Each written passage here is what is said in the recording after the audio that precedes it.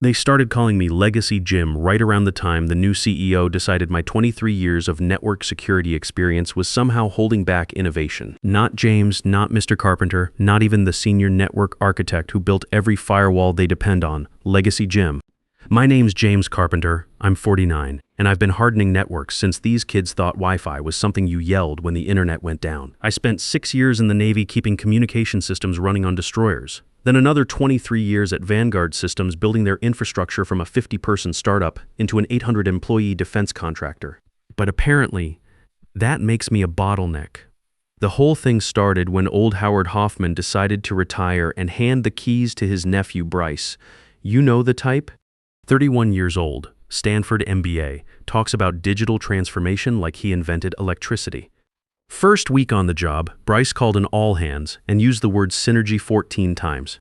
I counted because counting helps me stay calm when the temperature starts rising in my chest. We're going to flatten hierarchies and eliminate legacy bottlenecks, he announced, scanning the room with the confidence of someone who's never had to explain why the server farm is humming at 2 a.m. on a Sunday. His eyes landed on me for about half a second longer than comfortable. The message was clear as a network topology diagram. See, Vanguard isn't some Silicon Valley startup where you can move fast and break things. We handle classified defense contracts, air traffic control systems, emergency response networks for 6 different government agencies. Break something here and people die.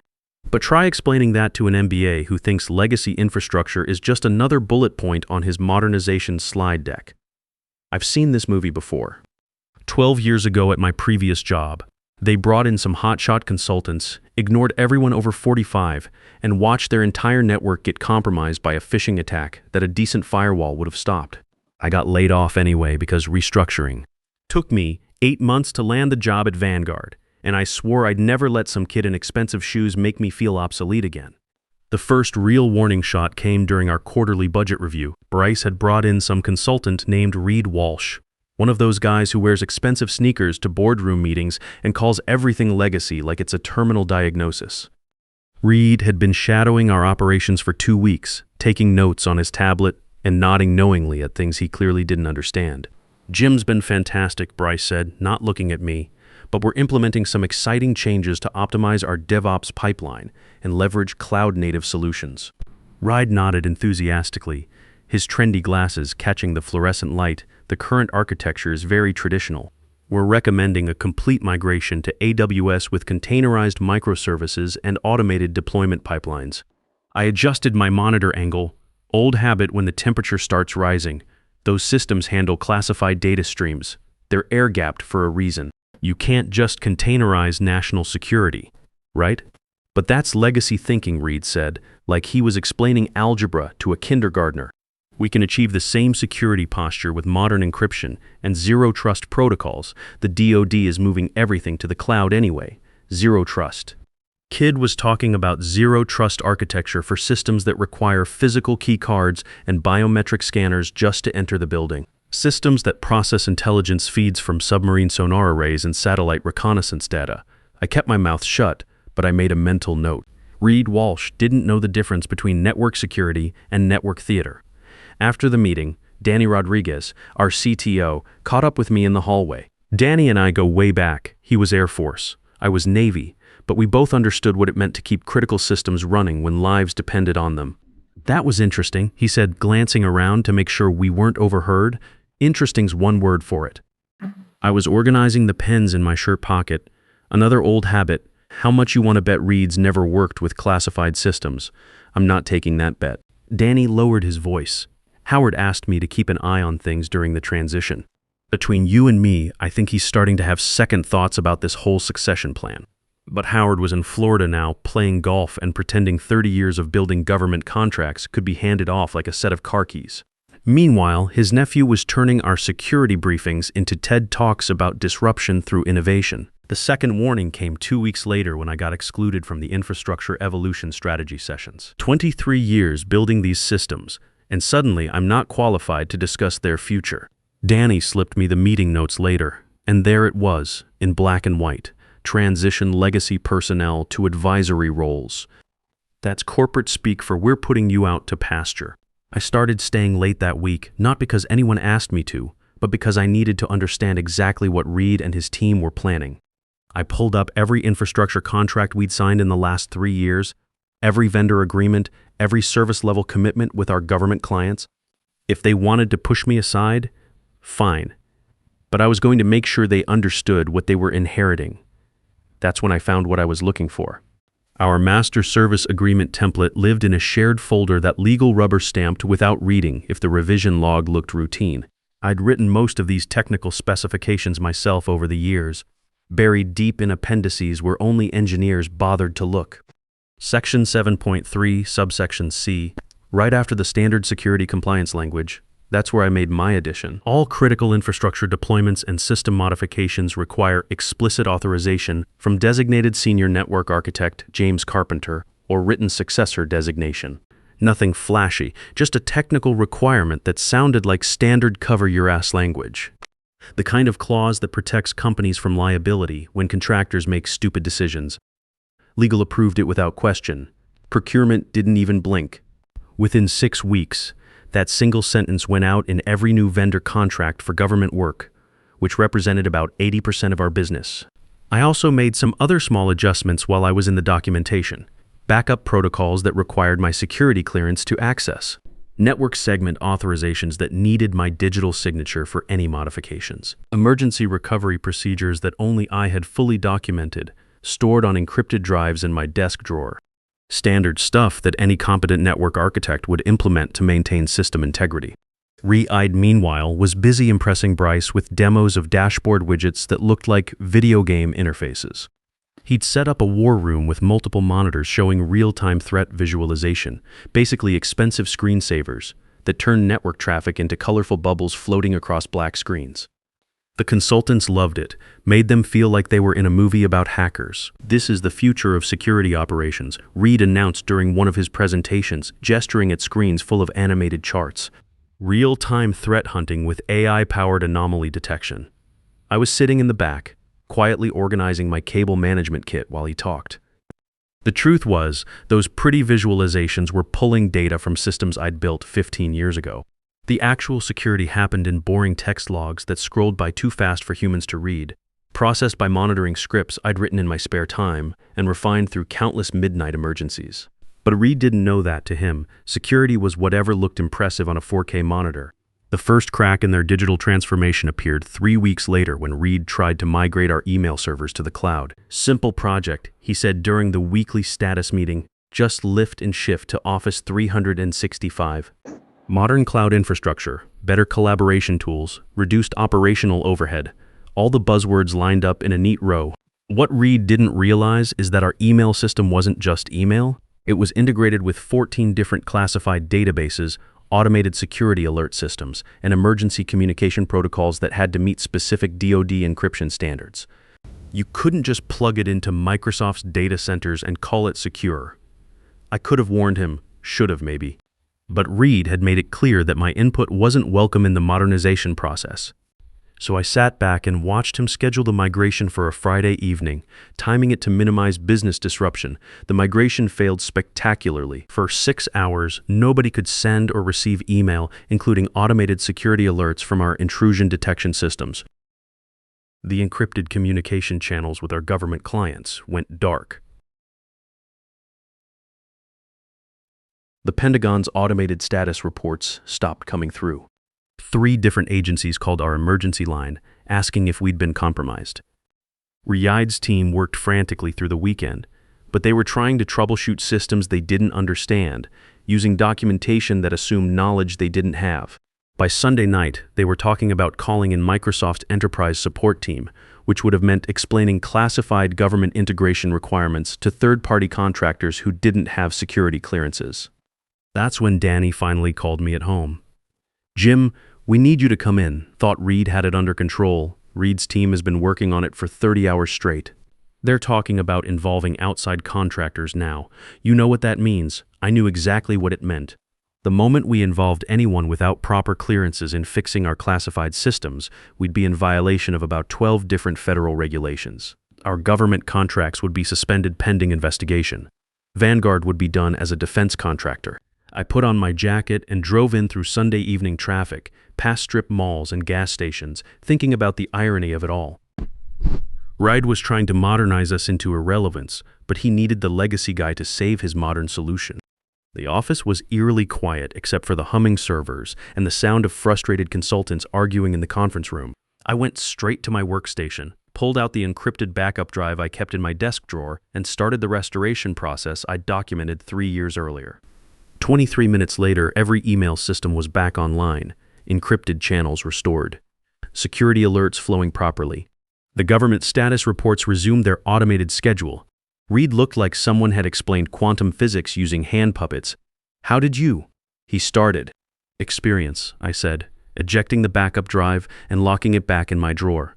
"The same experience you've been trying to modernize away." I expected some gratitude, maybe a grudging acknowledgement that the old systems existed for good reasons. Instead, Bryce called it a learning experience and told Reed to iterate faster next time. No mention of the fact that their iteration almost cost us every government contract we had. That's when I decided to stop volunteering solutions. If they wanted to learn the hard way, I'd let them, but I wasn't going to clean up messes I wasn't invited to prevent. Over the following months, I watched Reed's confidence grow like malware spreading through an unpatched system. He'd survived the email disaster and somehow spun it as proof that their modernization approach was working. We identified critical vulnerabilities in our legacy infrastructure. He told the board, "This validates our cloud-first strategy." The real test came in early March when Reed announced the crown jewel of his transformation: migrating our entire classified data processing system to what he called a hybrid cloud environment. This wasn't email servers or collaboration tools. This was the core system that processed intelligence feeds for 6 different government agencies. The thing that absolutely positively could not go down without triggering congressional hearings. I sat in the announcement meeting and said nothing, just organized the cables behind my desk while Reed explained how containerized microservices would revolutionize our throughput and enable horizontal scaling for dynamic workloads. Half the room nodded along, like they understood what he was talking about. The other half stared at their phones. Danny kept glancing at me from across the conference table, waiting for me to speak up. I didn't. They'd made it clear that my opinion wasn't welcome in these discussions. They had consultants now, expensive ones with PowerPoint presentations full of industry buzzwords. After the meeting, Danny cornered me near the coffee machine. "You're really gonna let them do this? They didn't ask my opinion," I said, straightening my monitor cable for the 3rd time that day. "They've got everything figured out. Jim, you know this is going to be a disaster. That hybrid architecture they're proposing creates a bridge between our air-gapped systems and the public internet. It's like installing a doggy door in Fort Knox." I poured coffee from the pot that had been sitting there since morning, tasting like burnt rubber and regret. Maybe Reed's right, and I'm just legacy baggage.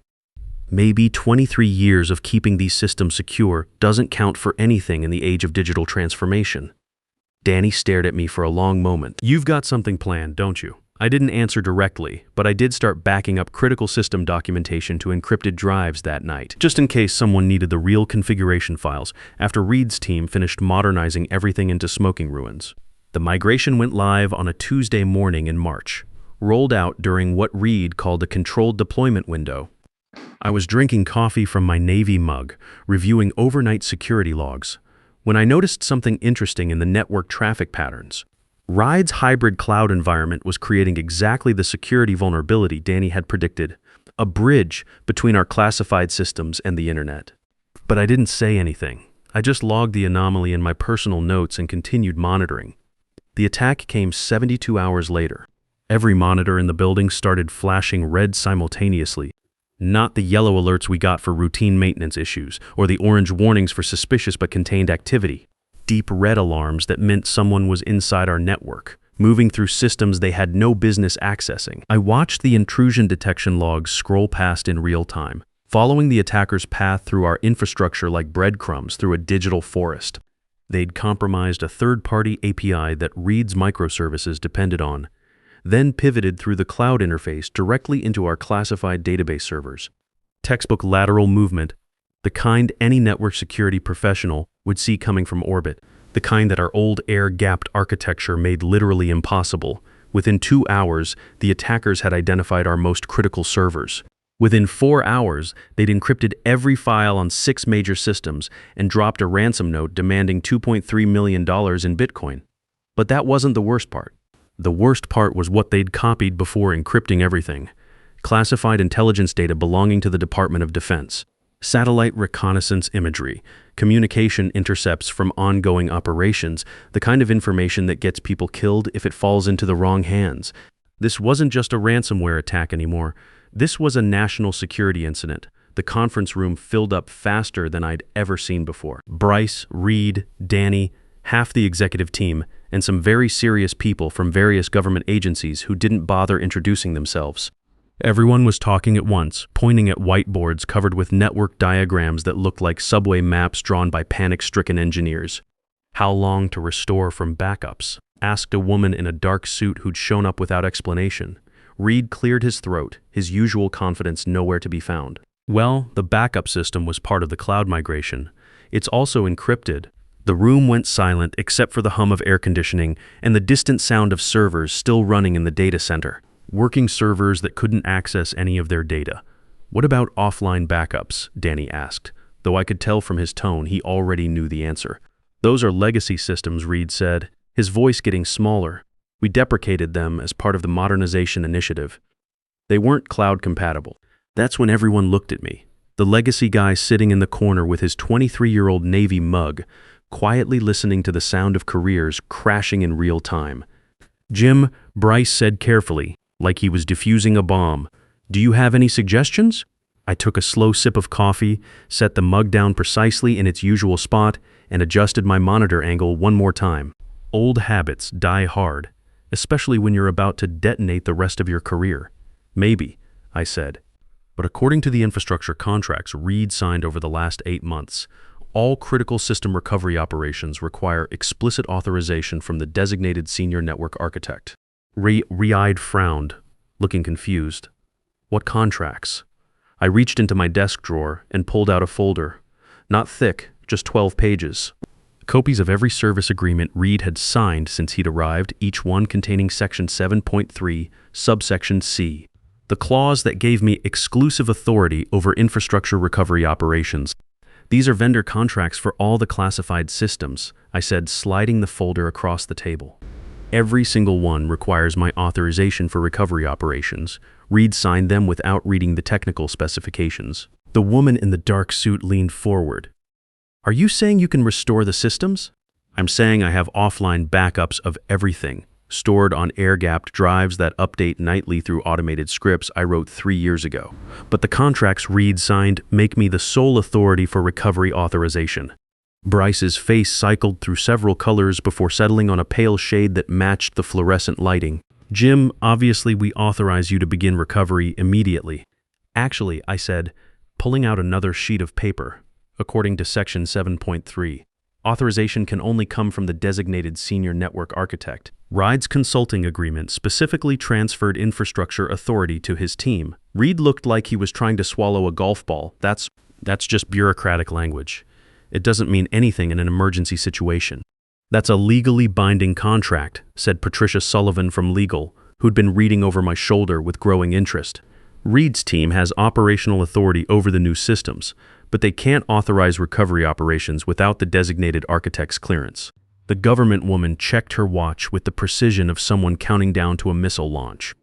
"How long do we have before this becomes a congressional hearing?" 6 hours before we're required to report the breach to oversight committees, said another government representative who'd materialized from somewhere. 12 hours before this hits the news cycle, Bryce turned to me with the expression of a man watching his inheritance catch fire in real time. "Jim, what do you need?" I stood up slowly, straightened my monitor one final time, and looked around the room at faces that had ignored me for months. Reed with his expensive sneakers and empty promises. Bryce with his MBA confidence crumbling like a poorly configured firewall. The consultants who'd spent more time making presentations than understanding the systems they were supposed to modernize. "I need Reed's resignation letter," I said. "I need written authorization to restore the original air-gapped architecture. And I need my job title changed to Chief Technology Officer with full infrastructure authority." "Done," Bryce said without hesitation. "And I want 7% equity in the company, vesting immediately." The room went quiet again. You could hear the servers humming in the distance, waiting for someone to make a decision that would either save the company or bury it. Bryce looked at his Uncle Howard, who'd driven in from retirement the moment government cars started showing up in the parking lot. Howard nodded once, slow and deliberate. "Done," Bryce repeated. I walked over to my desk, opened the bottom drawer that hadn't been touched in 2 years, and pulled out a ruggedized external drive labeled Classified Backup, March 2024. The kind of drive that could survive an electromagnetic pulse or a direct rocket hit. The kind of preparation that comes from 23 years of expecting the worst and planning for it. I plugged it into the secure terminal and entered my clearance code, the same 12-digit sequence I'd memorized during my first week at Vanguard. Muscle memory from thousands of emergency logins over the decades. "Give me 4 hours," I said. 3 hours and 47 minutes later, every system was back online. The classified databases were restored to their pre-attack state. The air-gapped architecture was rebuilt with proper segmentation. The intelligence feeds resumed their automated processing cycles. The government oversight teams nodded approvingly and left without saying goodbye, which in their world counted as high praise. Riyadh cleaned out his desk that afternoon, packing his expensive gadgets into boxes with the quiet efficiency of someone who knew he'd never work in government contracting again. His team of consultants followed like ducklings, their cloud-native transformation dreams dissolving into LinkedIn updates about pursuing new opportunities. Bryce sent out an email about organizational realignment and leveraging our most experienced technical leadership, the kind of corporate language that said everything and nothing at the same time. But the message was clear. The legacy guy wasn't legacy anymore. Over the following weeks, things settled into a new rhythm. They stopped calling me Legacy Jim and started calling me Mr. Carpenter or CTO, or just Jim if they were feeling friendly. My new office had a window overlooking the server farm, where the real work happened 24 hours a day. I could see the blinking lights through the reinforced glass, each one representing a system that kept people safe. Ride's replacement was a former Air Force network engineer named Sarah Torres, who actually understood the difference between innovation and security theater. She asked thoughtful questions about our existing architecture before proposing any changes. She read technical documentation instead of just looking at the executive summaries. She understood that in the defense contracting world, boring reliability beats exciting instability every single time. Bryce started asking my opinion before making technology decisions, not because he suddenly respected my experience, but because he'd learned the expensive lesson that ignoring expertise has consequences. Real consequences that can't be explained away with buzzwords or PowerPoint presentations. The equity package became official 6 weeks later. 7% of a company that I'd helped build from a 50-person startup into a major defense contractor. Not bad for someone who was supposedly holding back innovation. But here's the thing I realized during those long nights restoring our systems. I never wanted to destroy anyone's career.